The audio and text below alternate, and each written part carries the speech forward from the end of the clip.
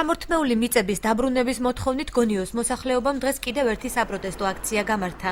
აქციის მონაწილეები აცხადებენ, რომ ადგილობრივი ხელისუფლების წარმომადგენლები მათ საკუთრების დამტკიცებას მაისის ბოლომდე დაპირდნენ, თუმცა საკითხი ამ დრომდე მოუგვარებელია. მოქალაქეები ფიქრობენ, რომ ხელისუფლებამ ისინი მოატყუა პროტესტის ნიშნად კი ადგილობრივი თვითმმართველობის არჩევნებს ბოიკოტს უცხადებენ. 25 წელი ვამუშავებდით მიწას. ეს მიწები მოგცეს 270 კომს გაუფრობეს მიწა. 1 საათში გაუქმეს ეს მიწა. მე მიწები ესე იგი არ გაუქმეს, მოგვიყვანეს, მოვდერ ესე იგი მოგცეს მიწები არ მოგცეს, გამიგე, მოგვატყვილეს. რამდენჯერმე მოგვატყვილეს ეს მიწები დაგვიბრუნეს ჩვენ, მიწები ჩვენია.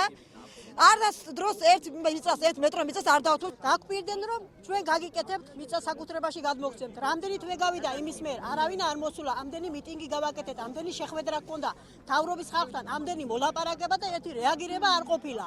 არავინ ჩვენი ხით საკეთ, ვინცა მიწა ეკუთვნის და ასეთი სრულჩვენებები მოგცეს და მიწა ჩამოგვათვეს, არავინ არჩევნებში მონაწილეობას არ მიიღებს. აჭარის მთავრობაში ამბობენ, რომ გონიოს მიწების შემსწავლელი კომისია 400-ზე მეტი ოჯახის საკუთრების საკითხს განიხილავს. ამათგან 50 ოჯახის შემთხვევაში წლების მანძილზე მათ მიერ მიწის სარგებლობა არ დასტურდება.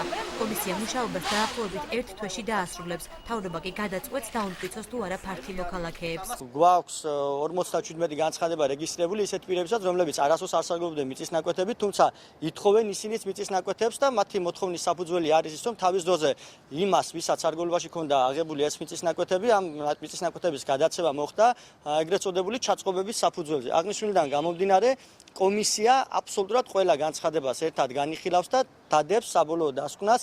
დაახლოებით მე ვფიქრობ, რომ ერთი თვე იქნება სრულიად საკმარისი. სადავო მიწები გონიოს ციხესთან მდებარეობს. დაახლოებით 120 ჰექტარი მიწა ყოფილი პრეზიდენტის მიხეილ სააკაშვილის განკარგულებით ადგილობრივებს საკუთრებაში 2008 წელს გადასცეს. 2 წლის შემდეგ კი კვლავ ჩამოართვეს.